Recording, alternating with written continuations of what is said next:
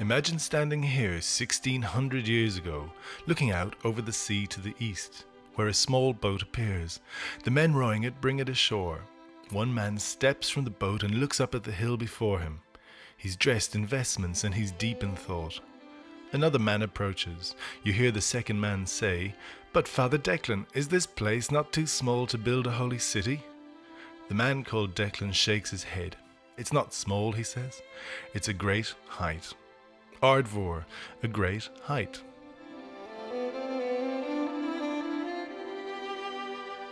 Now the name may be the stuff of legend, but it's one we all learn growing up here.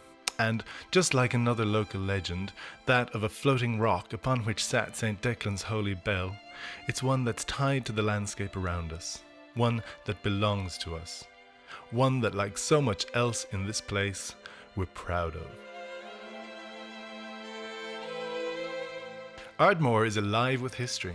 It's a place where ancient buildings sit side by side with modern ones, where the past and the present merge in a way that gives it a sense of place like nowhere else.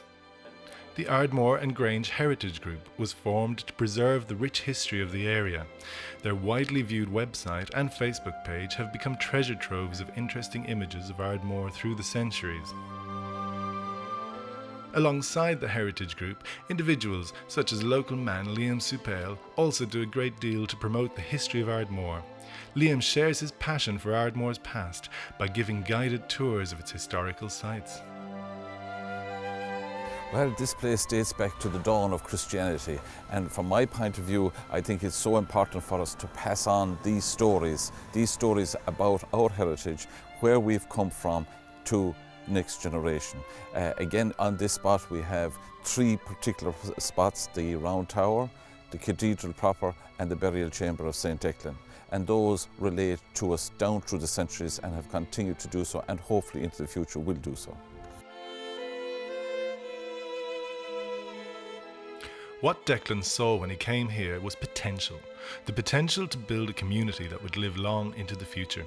And as we look around Ardmore today, a village recently voted one of Ireland's top 15 places to visit, it has to be said that potential has come to fruition.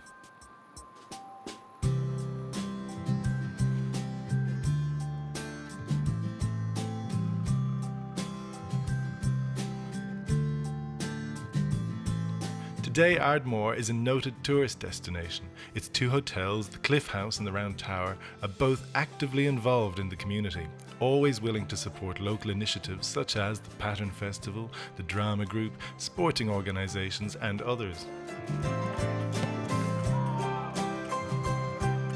Running a business here in Ardmore means you're involved in day-to-day life of the community. You know all the associations, all the community groups, because you get to meet them on a weekly, daily basis in the summertime.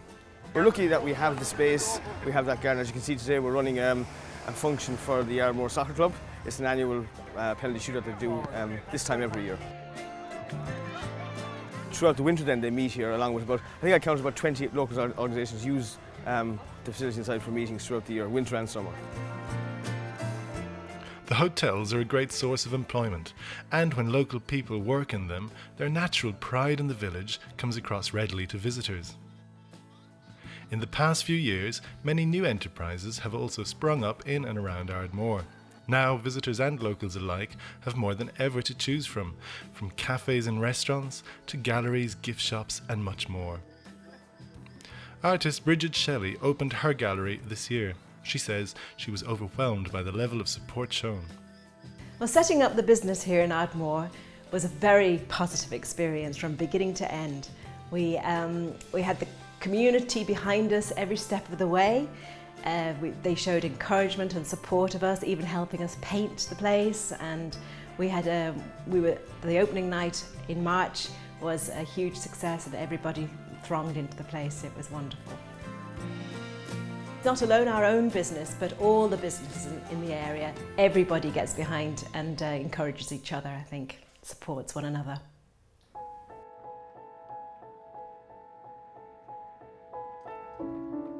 Artists like Bridget often work alongside community groups to further enhance the appeal of the village. Last year, for example, Bridget joined forces with the Tidy Towns to transform what was once an unsightly wall into a picturesque village backdrop, complete with thatched cottages, flower displays and its very own donkey. Arts and crafts are key to what makes Ardmore unique. It's no surprise then that parents with creative skills are happy to get involved with the local school and pass on their learnings to the next generation of budding artists, designers and craftspeople. Here we see Sarah Lincoln of Ardmore Pottery giving school children a taste of what it's like to work with clay. The school itself is one that the people of the village are proud of, a recent extension overseen by the Board of Management, and the addition of an AstroTurf pitch makes the premises one of the best in the county. The all-weather pitch is used by many groups from Ardmore and surrounding areas.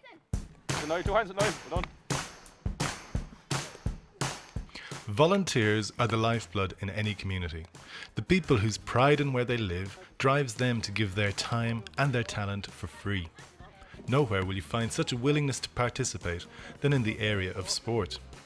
Ardmore's GAA facilities are impressive for a place of its size. They include top-class pitches, changing rooms, offices and even a gym. Well, I suppose the facilities that we have here, they came to be by the hard work of a lot of people that went before us. And the grounds here were purchased in 1982 and they were officially opened in 1984 by the then president of GAA, Paddy Buggy. There's a great pride to GAA being a kind of a very much parish orientated organisation. So all the trainers that give their time free, put in all the work, to coach all the young fellas, that can be seen in the development of the facilities and of the players. It's a whole community spirit and we're really proud of our community, and we foster that all the kids play different sports because not everybody is good at one particular sport, and it's nice to see them getting a chance at other sports, and that's why you'll see in the background here the Gaeltacht Ardmore Athletic Club train here, the Camogie Club and the Gaelic for mothers and ladies. So it's a whole part of a big community organisation and we're really, really proud of it. And it took a lot of hard work by an awful lot of people, too many to mention. With each and every one of them, their contribution is valued. And as a club and as a community, we're really proud of our GAA club. All ages are catered for by the groups who train here, from young hopefuls to older children and seasoned seniors, to active mothers and others who find a spot of football the perfect way to keep fit. The grounds also play host to an athletics club, one which includes members from Ardmore and Unrying. Such linkage between local sporting groups is also evident in the annual Cara Community Games, where Clashmore, Unrying and Ardmore are all involved. Along with the GAA, Ardmore's soccer club also has its own dedicated pitch. But if your sporting tastes involve getting wet as opposed to getting goals, the village now boasts a boat club. They meet weekly and offer potential sailors, both young and old, the chance to get afloat for free. Of course, voluntary work isn't exclusive to sport. There are so many individuals involved in so many groups, it's hard to believe we're still talking about a small village. Everyone who wants to participate here can, in whatever way suits them and their interests. Take the Tidy Towns Committee, who work all year round to keep the village looking fabulous. Results in the national competition have always been excellent and include an outright win. The Hall Committee oversees the running of an always busy village hall, complete with hydraulic stage and new sound and lighting equipment, thanks to help from the Waterford Leader Partnership. And a great debate started amongst the patrons. There's a parent and toddler group who meet every week. There's a youth club called Teens and Jeans, where teenagers can share interests, ideas and have fun. Some say love, it is a river. There's Deglawn Fáilte, a welcoming place for older members of the community, set up and run weekly by volunteers. Local storytellers and singers drop by to provide some extra entertainment. There's an active ICA group with their own premises just behind the main village hall.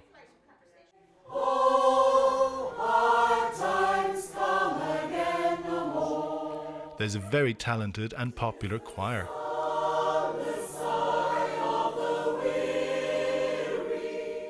There's a fire service, manned by local men on call at all times. There's a traditional music group for children.